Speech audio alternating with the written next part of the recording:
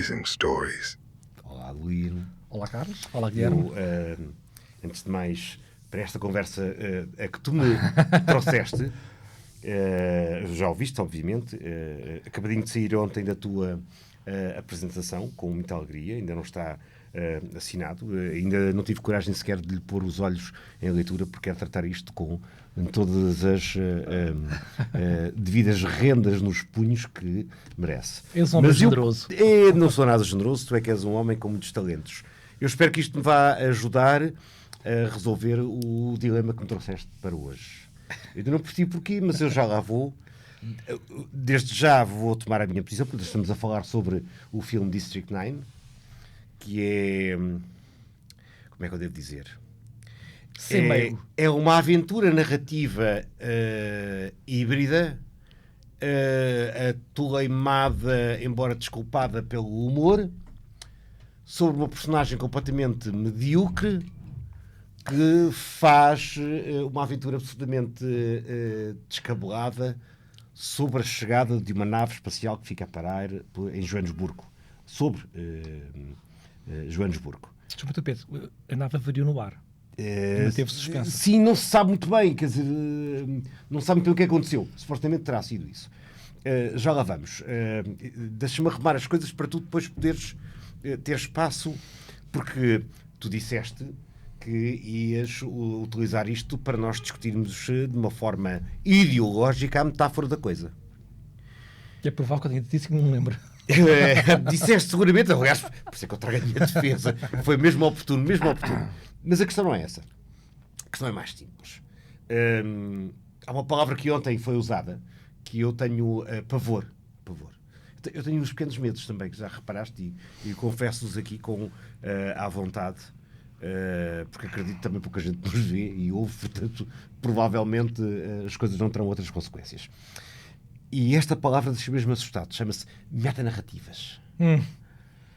Que é uma daquelas palavras académicas que fica muito bem para promover determinado tipo de discursos sobre discursos. Ou seja, formas de pensar as coisas que funcionam por si. Neste caso, as narrativas que supostamente esconderão outras narrativas. Eu não acredito nisso. Mas de todo. A narrativa é a coisa. Ponto final. Acredito que há metáforas na narrativa. Tenho grandes dúvidas sobre... ainda assim, sobre as grandes metáforas que as narrativas podem comportar. Por isso é que este desafio me deixou preocupado.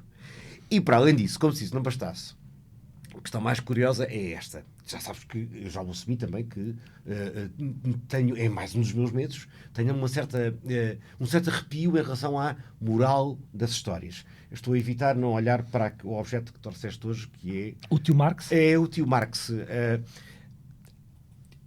Eu declaro, há duas personagens na história que eu tenho muita dificuldade em ter interesse. O tio Marx e o tio Platão. É isso que nos separa. Tu tens uma visão liberal da história e eu hoje proponho uma visão marxista da ficção científica. Tu estás a usar uma metanarrativa sobre o que eu estou a dizer. Eu não sou necessariamente liberal. Certo. Eu sou mais até, devo dizer-te, anarco-não sindicalista. Anarco-não sindicalista, calma. E eu estou muito procedimento. Eu só queria dizer isto, que é, eu vou resistir a essa Este pequena... combate? Hoje é um combate. É um combate. Hoje é um combate. Essa pequena provocação, e chama-se isso em futebol o golpe de tesoura, não é? Em que o ponta de lança vai direto à baliza e leva uma tesourada, não é? É assim como sim, não é? O Georg é esse que leva uma tesourada a caminho da baliza. Eu prefiro o carrinho. Mais bruto. Certo, mas resiste a isto. À questão da metanarrativa, mas podemos... Já lá vamos. Temos um filme muito largo, se Deus quiser. Já lá vamos. Se Deus quiser, repara bem. Isso. Achas que o tio Marcos fica incomodado com esta expressão? Não, mas eu queria... Pronto, evidentemente que isto é uma boa provocação. É. Muito saudável. Exatamente. Ou seja, no fundo nós temos tentado fazer aqui interpretações sobre a ficção científica, os filmes. Eu mais focado num assunto que é tentar perceber representações sociais, o que é que os filmes evidentemente querem dizer. Tu mais focado na questão da artística, da técnica, etc., da tecnicidade. E acho que as coisas têm fluído nesse sentido. Eu dizer-te isto, eu tenho me divertido contigo, portanto... eu também. Portanto, comigo e contigo. Eu estou ganho. Sim. Estou ganho. Mas este podcast, nós estamos quase a acabar a primeira temporada, depois haverá, se Deus quiser, uma nova temporada.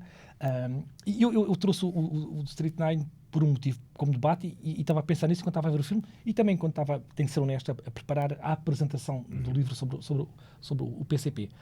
E aquilo que as pessoas têm dito sobre o filme é aquilo que é um bocadinho óbvio, não é?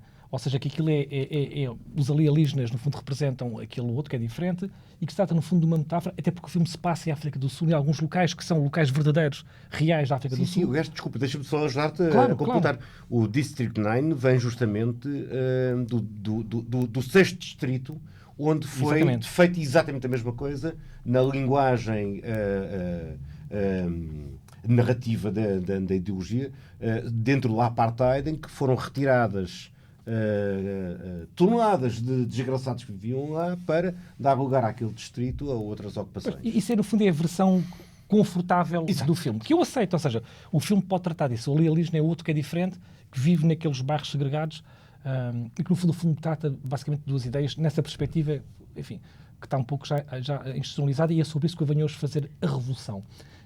Isto pode ser sobre a xenofobia e sobre o racismo, nessa perspectiva, enfim, que já veio um bocadinho até além da própria narrativa, se calhar, das pessoas que escreveram o filme, e eu queria trazer esta abordagem, queria propor uma discussão. A primeira questão era se a ficção científica pode ter ou não um caráter marxista, e a segunda questão era se este filme em concreto, o Distrito 9, pode ou não pode traduzir aqui alguma coisa da linguagem do marxismo.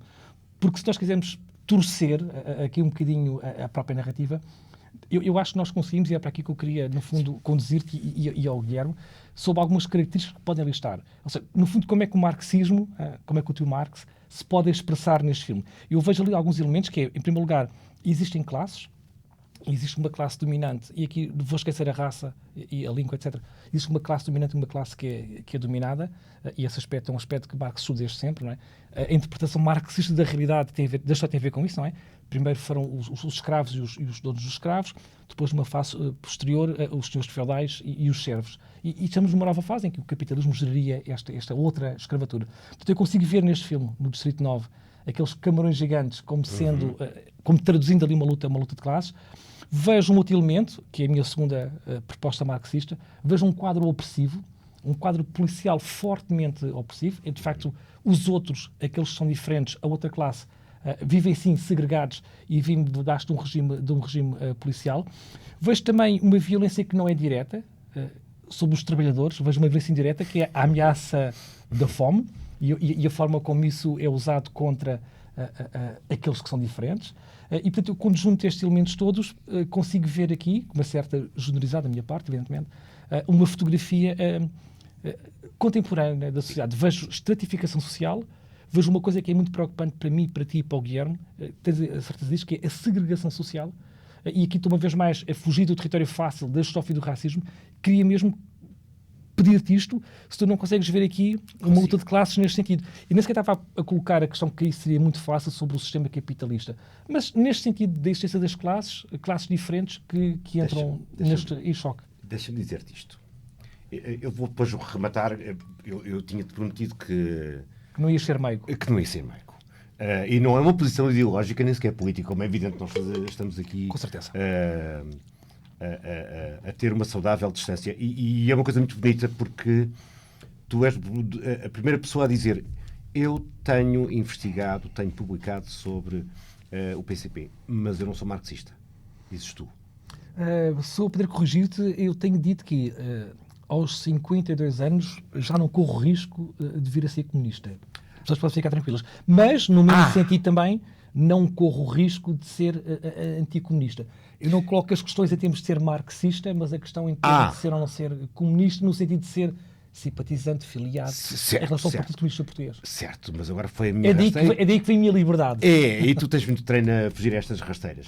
Mas a tua dimensão marxista de entendimento não é de simpatia, é de entendimento. Presumo eu. Vou-te interromper 10 segundos. Ou seja, a nossa discussão é sobre uma interpretação marxista da história, como eu sou historiador. Exatamente. E não é aí que eu quero chegar. Não é um favorecimento teu, não é um interesse teu, é mais um interesse teu. Não é uma ferramenta interpretativa da mitologia e da mais um da história. Teu. E nesse sentido, eu só quero que isto fique claro, Eu só te estou a definir para me definir. Nós estamos justamente a testar a temperatura das águas, não é? Não estamos, estamos a nadar. Estão infestadas de criaturas perigosas, mas estamos a nadar. Não, é por uma razão muito simples, eu explico. Eu já há pouco disse que há duas premissas, e esta é uma questão muito importante. A minha pouca, ou quase nenhuma simpatia e interesse pelo marxismo vem da premissa, que eu depois vou explicar melhor porquê em relação a este filme, porque é isso que me interessa. Exatamente. Que é esta questão do conflito de classes. A premissa da luta de classes eu tenho muita dificuldade em entender. A premissa narrativa, entenda-se.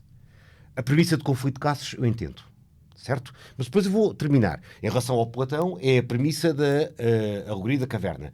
São das narrativas mais abstrusas que a nossa história tem. Mas pronto, isso depois falaremos talvez noutra ocasião. Mas isso para dizer o quê? Para dizer que, de facto, eu não tenho sensibilidade que me dê interesse por esta... Por isso é que é tão interessante. Por esta questão do marxismo. Pensar no marxismo, embora seja um desafio muito, muito interessante enquanto fórmula de pensamento, enquanto premissa, e tu deste-me a oportunidade de ouro de eu te explicar porque é que verdadeiramente isto que eu estou a dizer se vê tão bem neste filme. E é uma das coisas mais cruéis que o filme traz.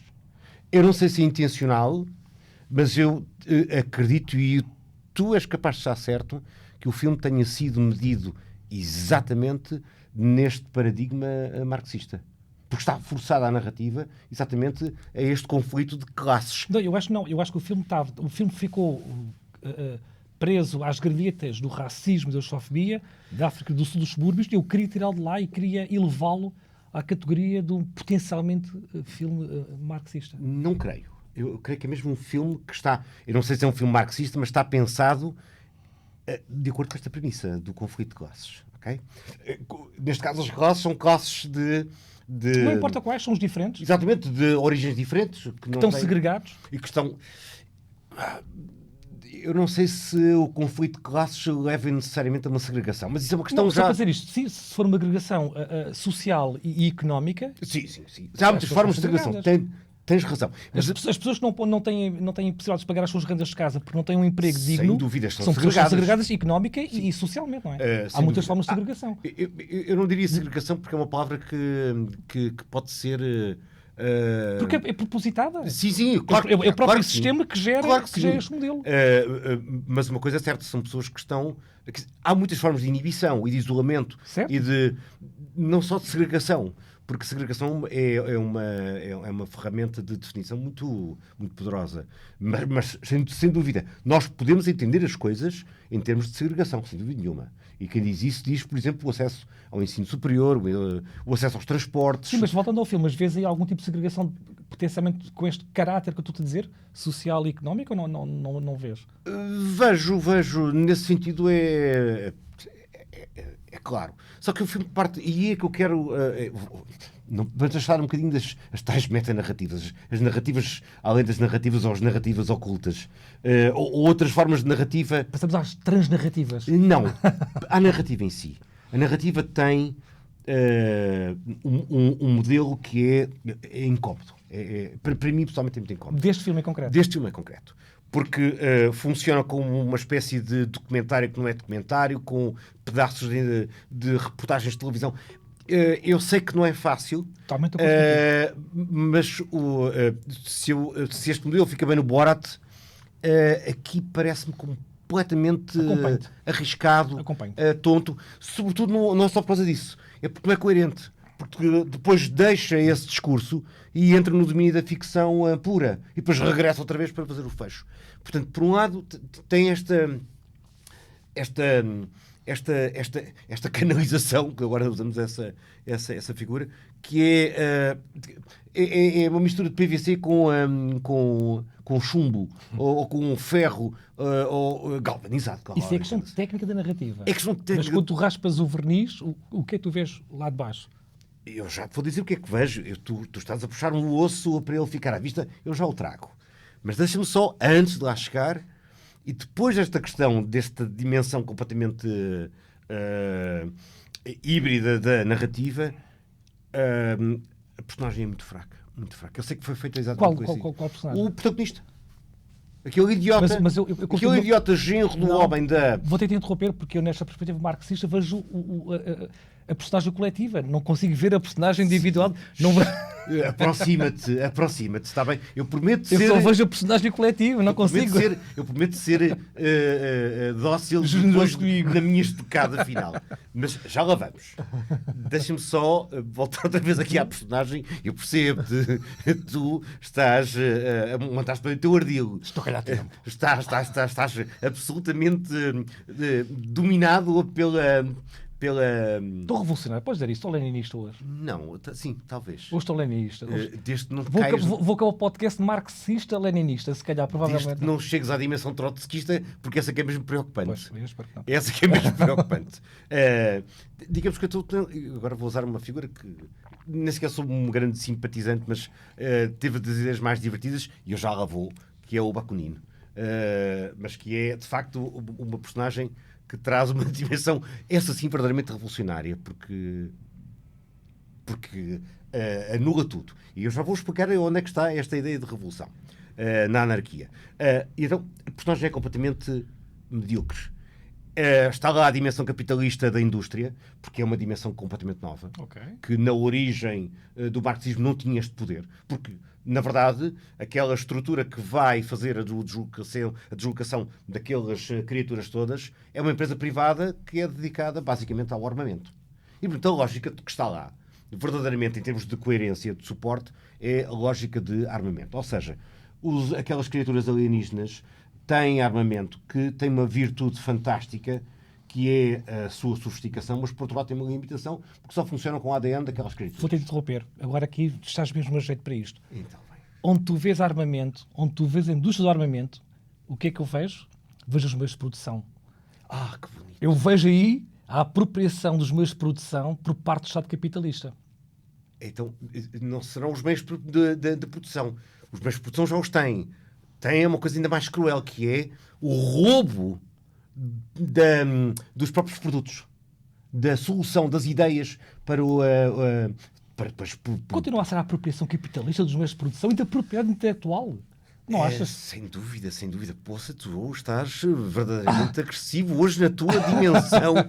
Mas continuemos. Tens toda a razão. Até podemos dar essa... Tu dás-me razão para poderes continuar o teu argumento. Não, tenho que dar a razão, mas é evidente, sim. Não são meios de produção. Na verdade...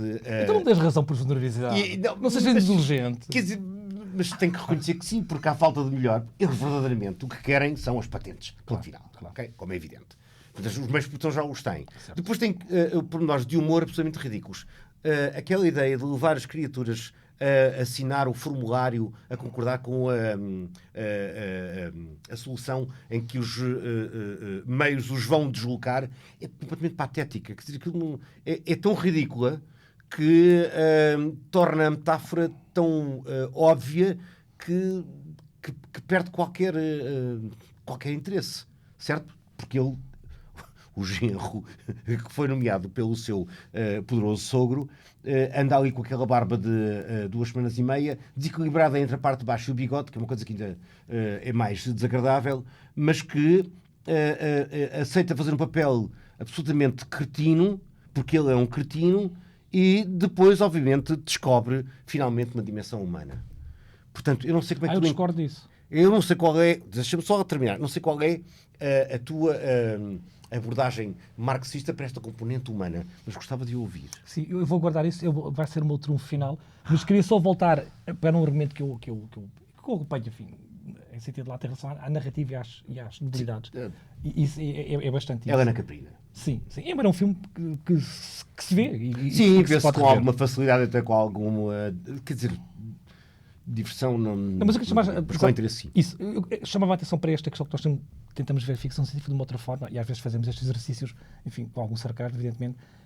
O quadro geral é este, parece eu. São dois conjuntos de personagens que são muito diferentes, numa sociedade que está hierarquizada, um Estado policial, onde há um dominado e um dominante e onde, acima de tudo, cada um ocupa o seu lugar e está predestinado a ser sempre para o resto da sua vida.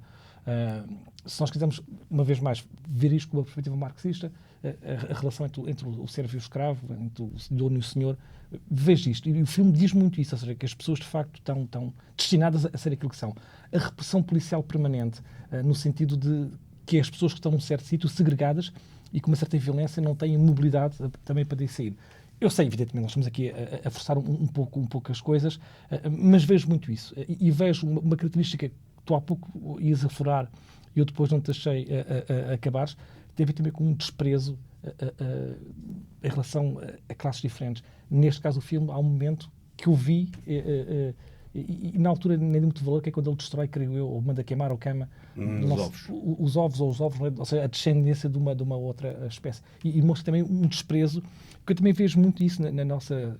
e comecei por dizer isso, que vi isto numa fotografia contemporânea. Este desprezo pelo valor da vida, e aqui a vida humana é tudo menos a relevância. Aqui o ser humano, e eu li a Lisna e a nave que fica suspensa no ar avariada, eu acho que são tudo esses, uma palavra que tu usas muito e muitíssimo bem, são os truques narrativos, mas não vou ao essencial. Eu agora sim queria responder à tua provocação em relação àquilo que é, que é humano e que não é humano. Há um momento do filme em que, de facto, esse género que tu trataste tão mal, de cretino para baixo, essa personagem, tu até foste ao detalhe maléfico. Da barba não coincides comigo. Que é feito com a intenção de o tornar cada vez mais medíocre. Exatamente. E ele entra em mutação. A primeira coisa que eu vi foi, quando ele entra em mutação, não vamos falar sobre isso hoje, mas lembrei-me, e tu também, dos dois filmes, A Mosca, não é? Em que há uma mutação, e a história é outra. É uma crítica enfim, à ciência sem limites e à transformação do homem numa aberração. Numa coisa que o homem não é. E este filme brinca um bocadinho com isso, na Mosca, com a Mosca, e depois esta mutação dele, ele acaba por ser transferido do seu papel social relevante no quadro do opressor para ser ele próprio a vítima e a pôr-se contra a sua vontade no papel dos outros. Portanto, eu vejo isto assim, ou seja, todo o filme vejo isto como uma espécie de uma revelação agnóstica daquilo que é a natureza humana neste quadro das relações laborais, no quadro da forma como a sociedade está organizada, e depois vejo esta personagem individual, mas no sentido coletivo, como sendo alguém que vai, e agora esta aqui é que vai doer, vai perder o privilégio. Vai perder o privilégio. No filme, o privilégio é a humanidade, ele perde a sua humanidade, mas na verdade já há muito tempo nós perdemos aquilo tudo. E agora fecho em beleza com Alguiórqueres. Será que isto é uma metáfora que é para a mudança, para a transformação social?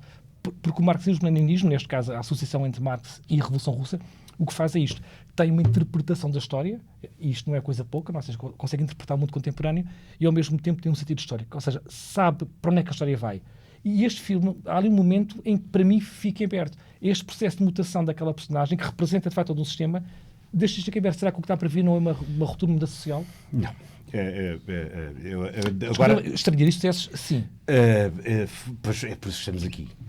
Deixa-me, então, voltar ao degrau inicial. A premissa de conflito de classes é brutal, por uma razão muito simples. Porque aí sim é uma segregação de oratória, retórica. Quando tu dizes, ainda hoje vês isso, quando o PCP, por exemplo, diz e fala nos trabalhadores, o que é isso? Essa designação de massa é muito conveniente a este tipo de retórica, percebes? Que antes era a massa do operariado, não é? Portanto, esta arrumação, para mim, é que é uma segregação. E isso é que me incomoda nesta premissa narrativa. E eu vou dizer porquê. Porque, na verdade, o que é mais intrigante, e aí é o melhor discurso, por isso é que eu digo que é um golpe que eu acredito que tenha uma dimensão marxista, e pensamos assim, bom, então que criaturas alienígenas que têm uma sofisticação tecnológica incrível, mas estão completamente desorientadas. Porquê? Porque aqueles gafanhotos, aqueles camarões gigantes, são tratados como uma mole, são uma classe.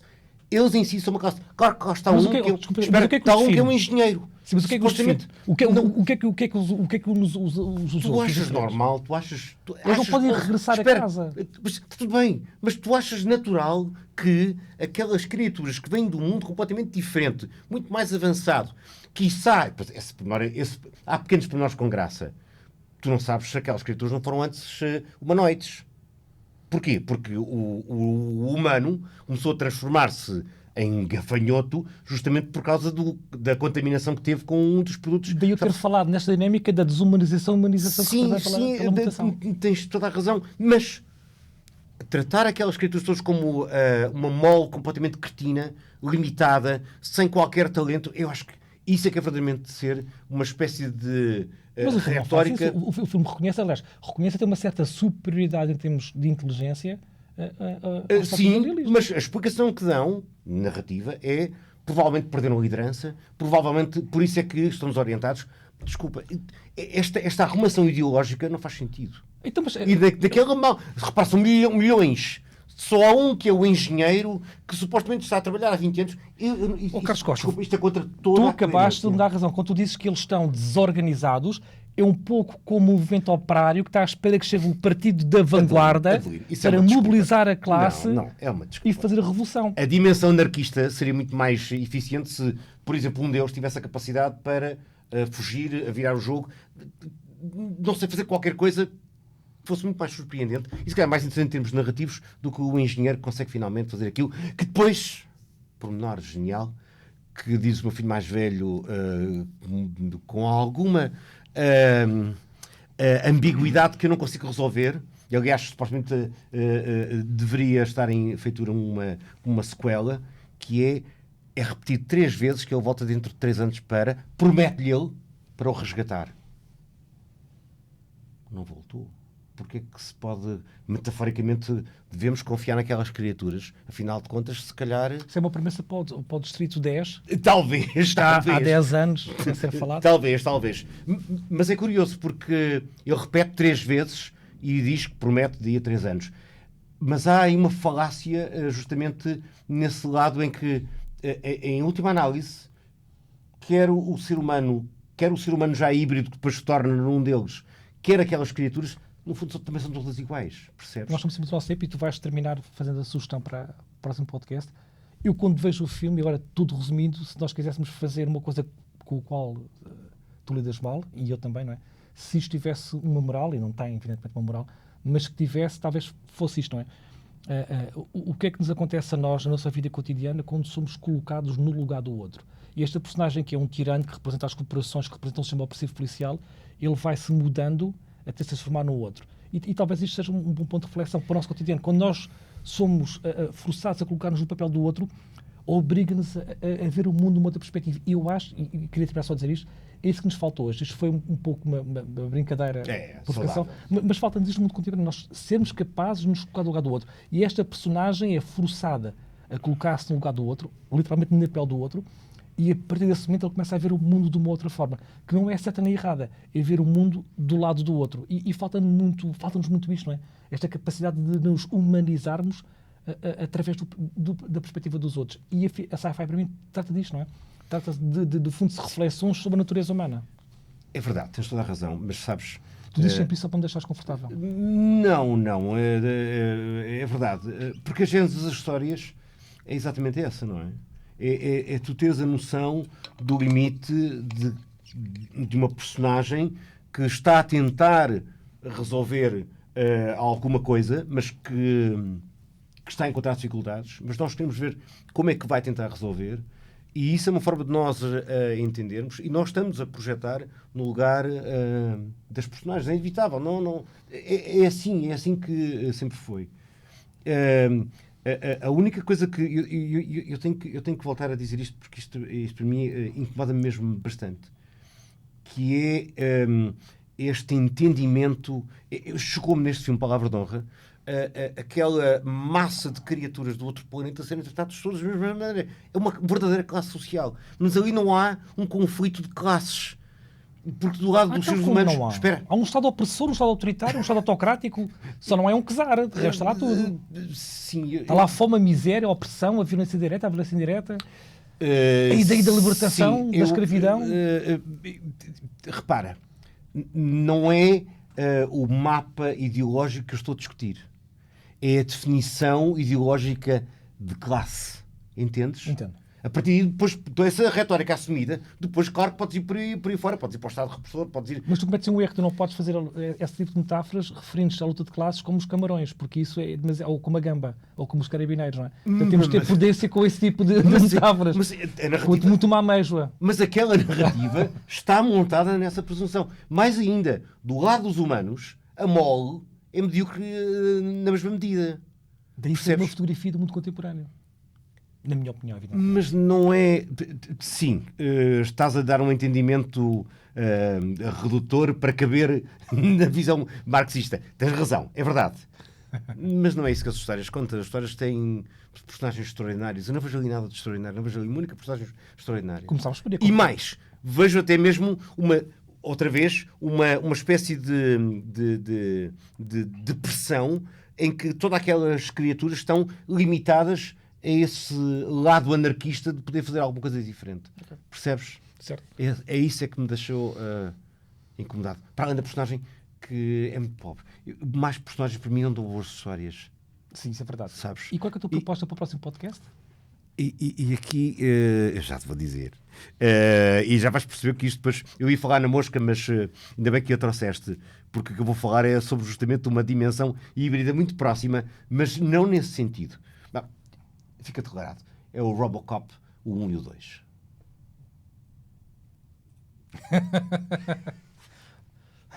É só para as pessoas saberem, este podcast não tem pós-edição. Não tem, felizmente. O que está é o que acontece. Eu posso só dizer, sem pensar, nós não cobrámos isso, eu nesses filmes, agora estou a ser generoso, só vejo uma coisa que é uma distopia onde aparece o triunfo das corporações acima daquilo que são as organizações políticas. Só estou-te a preparar para o debate que aí vem. Pois estamos muito preparados. Tens razão. Agora podes fazer os meios de produção todos, porque aquilo é uma grande corporação empresarial, sem dúvida. Mas... Pós-política, pós-democrática, autoritária, autocrática. Ok, está bem. E aliás, o tipo foi transformado em máquina contra a sua própria vontade. Isso é uma chatice. Tu ainda me estás a obrigar a ficar convertido ao Platão. Que é uma coisa... E tu que és aristotélico. Exatamente. É um refúgio desesperante, quase conhecido como a personagem do Distrito 9, completamente condenado a fazer flores de lata. Eu presumi que fosse lata, não era? As flores que ele deixa à mulher são flores de lata. É matéria-prima. Sim. É o meio de produção que ele tem, coitado. Adelino, obrigado, foi mal. Obrigado, Guilherme. Obrigado, Guilherme, sempre. Obrigado. Até para a semana. Amazing stories.